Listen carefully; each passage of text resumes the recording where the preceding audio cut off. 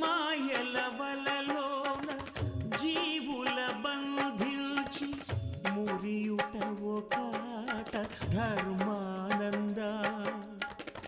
ఎదలో గరడాన్ని